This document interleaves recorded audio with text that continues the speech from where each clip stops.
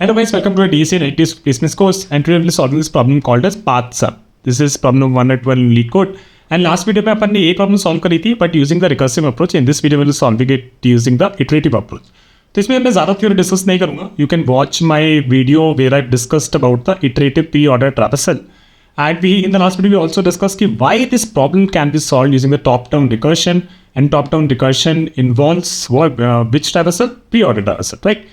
And we know how to implement the iterative pre-order traversal. So I'm gonna straight away jump into the problem and start coding it. Actually मैं थोड़ा सा theory बता देता हूँ, तो उसके बाद हम कोडिंग करने लगेंगे. प्रॉब्लम वापस से डिस्कस कर लेते हैं क्विकली से. Given the root of binary tree and integer target sum, return true if the tree has a root to leaf path such that adding up all the values along the path equals target sum. A leaf is a node with node children. तो basically इसमें एक ये path है, इसमें एक ये path है, इसमें एक ये पाथ है और इसमें एक ये पाथ है. कोई भी पाथ जिसका सम 22, इस केस में टारगेट सम 22, कोई भी ऐसा पाथ है जिसका टारगेट सम 22 है तो बेसिकली उस एंटायर ट्री के लिए हम बोलेंगे कि it is true. Otherwise if we never found a path where the target sum is 22 और where the sum of the path is 22, अगर ऐसा कभी भी हमें नहीं मिला तो हम क्या बोल देंगे, फॉल्स ट्रू कर देंगे for that tree. Okay, in this case we can actually find this one where sum is 22 for this path and target sum is also 22, then consider true. In this case it will be we will never be able to find a path. 1 2 is sum is 3, 1 and 3 sum is 4. Last video जरूर से देख लेना, उसमें काफ़ी ज़्यादा detail में discuss कर रखा है, बहुत ही सिंपल लगेगा उसके बाद ही problem. Okay, so what we have discussed in last video that 3 things, right. One is कि why we can apply the top down approach, है ना, and top down approach is nothing but pre order traversal. And another thing is we pass values to children. Pass values to children. So in this video we are going to talk about the iterative approach. ठीक है, हम बात करेंगे इस video में, sorry,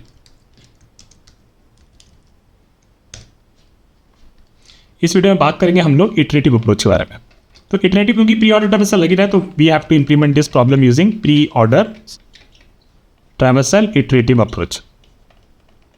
ठीक है, तो pre order transfer iterative approach में जो हमने थ्योरी वीडियो बनाई थी उसमें क्या डिस्कस किया था, उसमें ये डिस्कस किया था. फॉर एग्जांपल हमारे पास क्या होता है, हमारे पास एक स्टैक होता है, ठीक है, हमारे पास एक स्टैक होता है. हम क्या करते हैं, हम शुरू करते हैं इस नोड से, ठीक है, इस नोड से शुरू करते हैं. मान लो 5 से हमने शुरू किया, फिर अब क्या करते हैं, क्योंकि ये नोड था, फिर अब क्या करके इसको स्टैक से निकालेंगे और फिर इसको प्रोसेस करेंगे, ठीक है ना. तो let's say we did that, we remove this node. First initial step में हमने इसको ऐड कर दिया था स्टैक में, फिर हमने इसको निकाला था, फिर इसको प्रोसेस किया.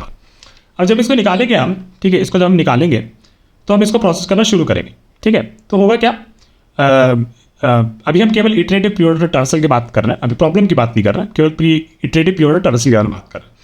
इस नोड को अपन ने निकाला, फिर हम क्या कर सकते हैं, हमारे पास 2 ऑप्शन है, या तो इसको स्टैक में डालें या फिर इसको स्टैक में डालें. ठीक है, मान लेते कि अपन ने 4 पहले डाल दिया, ठीक है, और फिर हमने क्या डाला, इसका राइट नोड डाल दिया विच इज 8.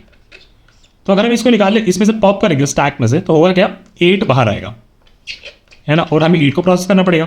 लेकिन हम ये नहीं चाहते, राइट. प्री ऑर्डर ट्रांसफर क्या होता है, visit process the current node, then go to the left and then do the right. तो बेसिकली व्हाट इट मीन्स कि अगर मेरे को 4 ऊपर चाहिए तो पहले मेरे को राइट वाला ऐड करना पड़ेगा. If that is the case, if we do let's say 5 मेरा था इनिशियली, वो प्रोसेस हो गया, उसको निकाला मैंने, फिर उसके लेफ्ट के बारे में बात करी. लेकिन हम लेफ्ट के बारे में बात करेंगे, पहले राइट के बारे में बात करेंगे. 8 को डाल देंगे पहले और फिर डालेंगे 4 को, ठीक है. अब क्या करेंगे, जब इसको पॉप करेंगे तो होगा क्या, इसका लेफ्ट वाला नोड हमारे से प्रोसेस हो जाएगा. So this is what we do, this is what we have discussed earlier also in the iterative preorder transfer. ठीक है, अब भी सोचो कि अगर ये चीज़ ही है तो इसको कैसे हम सॉल्व करेंगे.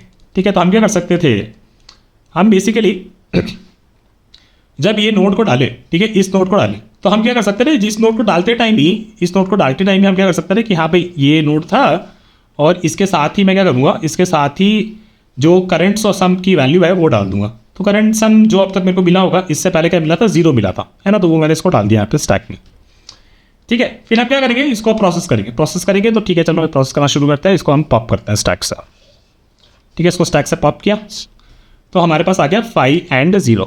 5 बेसिकली इज द नोड, ठीक है, 5 is the node and this is the value, कि इससे पहले तो सम कितना मिल रखा था. फिर हम क्या करेंगे, हमने निकाली, एक निकाला हमने नोड मिला और एक हमें मिली सम की वैल्यू. ठीक है, अब देखो अब क्या करना है. अब बेसिकली हम क्या करेंगे, जो भी हमारा ये सम था, ठीक है, जो भी हमारा सम था उसमें हमने ये नोड की वैल्यू ऐड कर दी, तो हमारा सम क्या बन गया, हमारा सम बन गया 5. ठीक है, अब क्या हुआ, अब बेसिकली अपन ने बोला कि ठीक है इसके राइट के बारे में बात करते हैं, तो राइट को इसको पहुंच जाते हैं और राइट को बस ठीक है, देखते हैं ना, ठीक है, बढ़िया है। इसको जैसे ही अब यहाँ पे पहुँचे हैं तो इसका वाले इसको स्टैक में डालना है। इसको स्टैक में डालेंगे तो कैसा दिखेगा, कुछ ऐसा दिखेगा, 8 नोड। और जो भी सम है, सम क्या था, इस नोड को जब निकाला था तो सम था हमारे पास 5, तो हमने वो सम भी इसमें डाल दिया। फिर हमने लेफ्ट की बात करी तो लेफ्ट को भी डाल देंगे, लेफ्ट पे पहुँच गए, लेफ्ट को भी स्टैक में डाल देंगे तो हमारा हो जाएगा 4। और ऊपर से क्या वैल्यू आई थी, 5 आई थी, तो वो भी अपन ने स्टैक में डाल दी। ठीक है, फिर अपन ने क्या किया, फिर अपन इससे स्टैक से पॉप करेंगे। तो मान लो इसको अपन ने पॉप किया तो इसको मतलब हमने इस नोड को प्रोसेस कर लिया। इसको जब हमने प्रोसेस किया तो हमारा नोड कुछ ऐसा था, 4 एंड वैल्यू 5। ठीक है, सम कितना था, जब तक उससे पहले तक सम कितना मिल रखा था, 5 मिल रखा था। इसमें अपन क्या करी, इसमें जो भी वैल्यू है 4 वो ऐड कर दी। तो ये जब ऐड की तो क्या वैल्यू बन गई, ये बन गया अपना 9, है ना। फिर अपन ने क्या करना है, इसका राइट तो है ही नहीं तो अपन डालेंगे ही नहीं, बस इसका लेफ्ट डालेंगे। ठीक है, तो लेफ्ट पे पहुंच जाते हैं और लेफ्ट को डाल देते हैं। तो लेफ्ट को जैसे ही डालेंगे तो ये हमारा हो जाएगा 11। और इस टाइम पे सम कितना मिला था, ऊपर से मिला था ये 9, है ना, तो अपन ने 9 डाल दी ऊपर। ठीक है, और इसको थोड़ा सा जूम आउट कर देता हूँ, मेरे को पता नहीं आपको दिख रहा होगा कि नहीं। ठीक है, इसको थोड़ा सा जूम इन कर देते हैं बस, और इसको थोड़ा सा यहाँ पे कर देते हैं, 1 सेकेंड। ठीक है, तो अपना ये स्टैक है और इसको थोड़ा सा वापस से बना लेते हैं। 11 और अपने सम डाल दिया 9, तो मतलब इसको अपन ने स्टैक में डाल दिया। ठीक है, फिर अपन ने इसको पॉप किया तो मतलब इसको अपन प्रोसेस कर रहा है, मतलब इस नोड को अपन ने बाहर निकाली तो नोड हमारी है 11 और सम है अपना 9, है ना। तो बेसिकली ये जो वैल्यू है, ये वैल्यू आप अपने को अकेले पे देखना है, इसका राइट और लेफ्ट देखना है ना। तो पहले अपन क्या करेंगे, राइट के लिए इसका सम क्या हो गया, इसका सम हो गया 9 प्लस इसमें 11 डाल दिया तो ये हो गया 20, है ना। तो इसके राइट में देखा तो 2, तो उसको अपन ने स्टैक इसको पॉप कर दिया था, है ना। और हमने ये नोट राइट वाली डाल दी तो यहाँ पहुँच जाते हैं, और इसको अपन ने डाल दिया स्टैक में 2 एंड वैल्यू इज 20। ठीक है, और इसका लेफ्ट भी है, और लेफ्ट हम बाद में डाल रहे हैं क्योंकि obviously this is iterative pure transaction. तो अपन यहाँ पहुँच गए और अपन क्या डालेंगे, इस नोट को भी डाल दिया तो ये उतना हो जाएगा 7 एंड वैल्यू पर कितनी आ रही, 9, 10, 11, 20, है ना।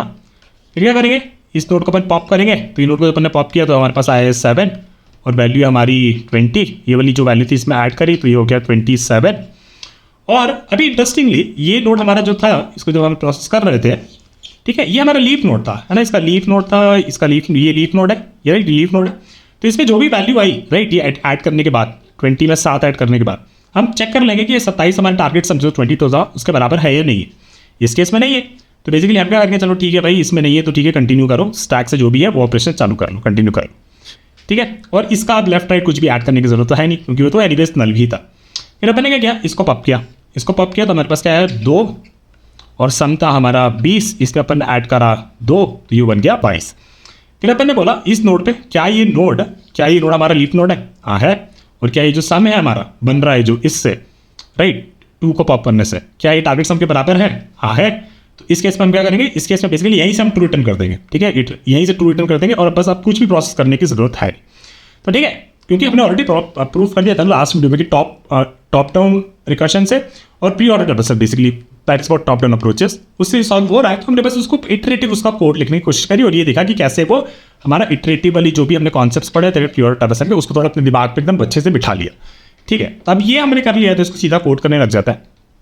ठीक है, तो अपन क्या करेंगे, अपन बेसिकली एक स्टैक बना लेते हैं, स्टैक, और इसमें एक पेयर डाल देंगे। पेयर किसका, पेयर डाल देंगे, एक नोड होगी उसमें और एक होगा हमारा इंटीजर वैल्यू। ठीक है, this will be our stack, new stack. ठीक है, और सबसे पहला काम स्टैक में अपन ऐड कर देंगे हमारा न्यू पेयर।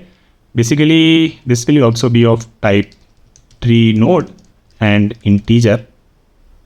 ठीक है, और इसमें अपन डाल देंगे क्या क्या, एक तो डाल देंगे रूट और एक डाल देंगे हमारा सम जो है 0, जो हमने इनिशियली सोचा था, राइट। जब हमने ऐड किया था तो यहाँ पे देख रहे थे ना 5 और 0 ऐड किया था। ठीक है, तो वो अपन ने यहाँ पे ऐड कर दिया। और एक इनिशियल केस ही हमारा कि अगर हमारा रूट नल हो जाता है, राइट, तो इसका मतलब हम कभी भी टारगेट सम अचीव नहीं कर पाएंगे बिकॉज वो हमें ऑलरेडी असम्पशंस में दे रखा था इस केस में, right. Right, if root is null तो इसका मतलब है कि हमारी ट्री एम्प्टी और कोई भी रूट से लीव का पाथ नहीं एग्जिस्ट करता, तो टारगेट सम कुछ भी दे रखा हो मैं उसको अचीव नहीं कर सकता। तो इस केस में हम सीधा सीधा बोलेंगे भाई यहाँ से तू फॉल्स रिटर्न कर दे।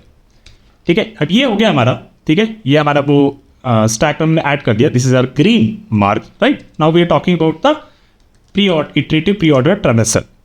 So we say while stack is not empty, what we do, we pop, right? तो हम basically हमारा pair जो है, pair of tree, node and integer, let's call this P, right? And then what we do, we pop from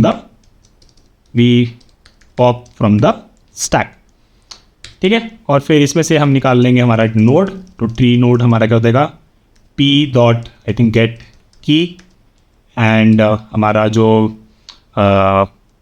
current sum है, और या basically we can call this value is basically p dot get value, ठीक है. And now we say कि we can check for that case, right, कि if हम basically हमारा value 0 था तो हम वैल्यू पे बेसिकली ऐड कर सकते हैं हमारा नोड का वैल्यू, है ना. And then which is this case, right, कि यहाँ पे थे मान लो यहाँ पे थे, राइट, इस 7 वाले केस में.